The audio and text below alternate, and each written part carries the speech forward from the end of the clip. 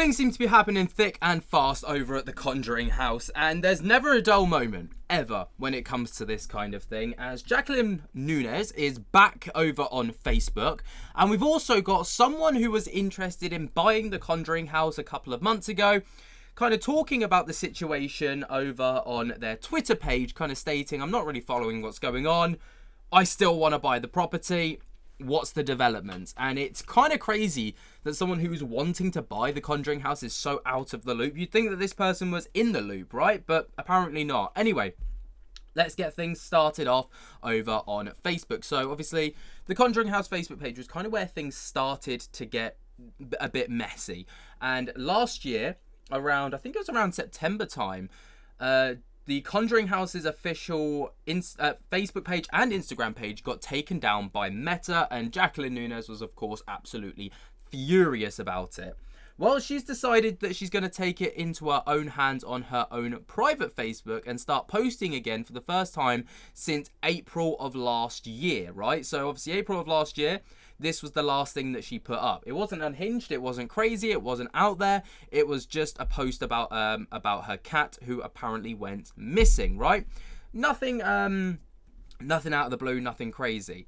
But then moving into January, she made a post about Donald Trump. She made a post about this. And then she went on to make a post about Meta. And this is where things get very interesting, because this is where she ropes in her getting banned over on Facebook and getting her page taken down. So Mark Zuckerberg's announced a lot of changes to Facebook. Obviously, the first one being the whole dark internet theory. Although, like the empty internet theory, whatever it was, where basically AI profiles are now going to start popping up on Facebook and Instagram, which is really weird. But apparently it's to engage you in your Instagram and social media a bit better, but it's really weird. And then another one was that they're going to go down the route of Twitter, where censorship isn't necessarily going to be a thing anymore, right? Because over on Twitter, Elon Musk has, of course, uncensored a lot of stuff. And it's worked to a degree. And, there's the whole community notes section where posts can be corrected if they're misinformed or if they're not true. And then people can kind of get the correct information about it. And Mark Zuckerberg is planning to implement those same things over to Facebook and over to Instagram. So if someone puts up a post and it's not true, then people can community note that and put the correct information in. So, just for a bit of context as to why Jacqueline is posting about it. So she put up a post yesterday saying, I am Jacqueline Marie Nunes, owner of the Conjuring House, Burrillville, Rhode Island.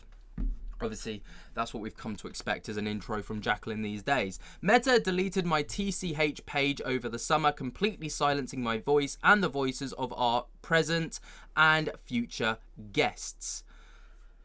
I mean, there are no present guests and there are no future guests from the looks of it, because you got no business license, so that's not happening anytime soon.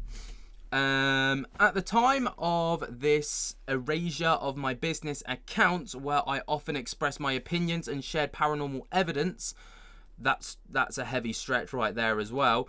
Our page had a very extensive domestic and international following. It did. It had, I think, about 10,000 followers. I think, something around that, or 20,000, I can't quite remember. Our international comments were deleted promptly. My TCH page was filled with exclusively 100% hate speech and hate speech bots, a statistical impossibility. So, what I don't understand is how, she's kind of like double-barreled that whole thing. Like, she's saying that the page was filled exclusively with 100% hate speech and hate speech bots, but then she goes on to say that that's actually factually impossible and statistically impossible. So I don't know. I think she's trying to blame Meta for taking down her page, like they don't have bigger fish to fry. But then again, she is friends with the United Nations, so anyway, weirder things have happened. I was also allowed to see the number of people who wanted to follow our page and or simply view it. That is a possibility. You can get eyes on those statistics. As the most famous haunted location in the world, self-proclaimed, our following never reflected more than 24,000. Right. Even ridiculous, immoral, and biased small-time journalists get more than 24,000 viewers, let alone a world-famous business with more than 48 countries and every state in the US as a guest. At one point, I was shown a figure of 660,000 would be followers, never allowed to follow the page.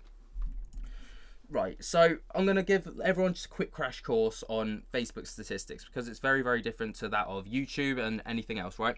So Facebook works on impressions, right? And an impression is how your page has popped up to someone who may not necessarily be following you, all right? So that if someone's scrolling through their Facebook feed and they see a post from the Conjuring house, that class is an impression. Even if they just scroll past it, right, and just don't stop, that class is an impression because you've impressed upon someone's Facebook feed. All right, that's how that works, and and then that will go as a tally on your thing. So basically, what Jacqueline's saying here is she had 660,000 impressions and only 24,000 followers. Let's not forget though, as well, that a lot of people would have been looking at the page at the time of the Conjuring House drama kicking off.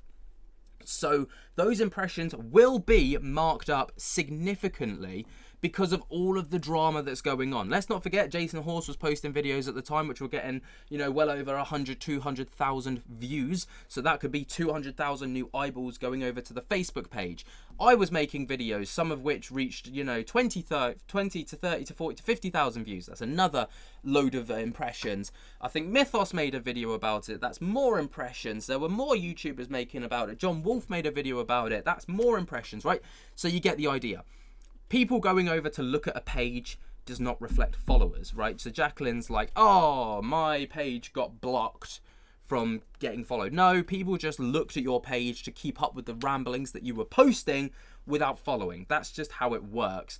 If I went on my statistics, I think when I last checked, which was earlier today, this morning, because I've filmed these in the evening, my Lainey and Ben Facebook page, that has well over 2 million impressions right now because I've been posting very, very regularly, and a lot of videos are getting over millions of views, right? So that means that I would have over 2.5 million impressions, but I've only got 250,000 followers. Not only, that's still a hell of a lot of people, right? But that gives you an idea. So yeah, it gives you an idea of how the impressions work. Anyway, moving forward. Back to the rambles of Jacqueline Nunez. This video tells us good news for freedom of speech, freedom of expression, freedom of assembly, and freedom of the press. He is apologising to the users on Meta for censorship. Note this comment about allowing certain posts and certain topics to even be seen. The change in policy is more in line with X. Seems mostly because the President Donald Trump. Shout out to Megyn Kelly for her coverage on YouTube. Also read the NY Times article inside Mark Zuckerberg's sprint to remake Meta for the Trump era. I hope the addition to eliminating censorship, that Mark Zuckerberg is more honest with people about how many followers/viewers are looking or engaging with their pages. I also hope that this censorship decision includes permitting any comments posted to be shared with everyone in the setting and person has selected for engagement. Also, delete any and all bots completely. They are deceitful and cause ruinous, tortuous harm to people and their business. Finally, stop allowing people to unauthorized access people's and or business pages to control, change, or delete content and their viewer comments. P.S. I'm totally annoyed with the characterization that is happening at Meta as a fact-checking issue. This is hopefully a wholesale adjustment and an unconstitutional censorship and suppression of our First Amendment rights. Okay, so, I mean, she's just well off the mark. She's just not fully understood statistics and analytics and has run with it. And that's just how it works. And then she's also linked the Conjuring House at the bottom, which is unsurprising. I think it's still got it's still got the mark that it's going to be back open again soon.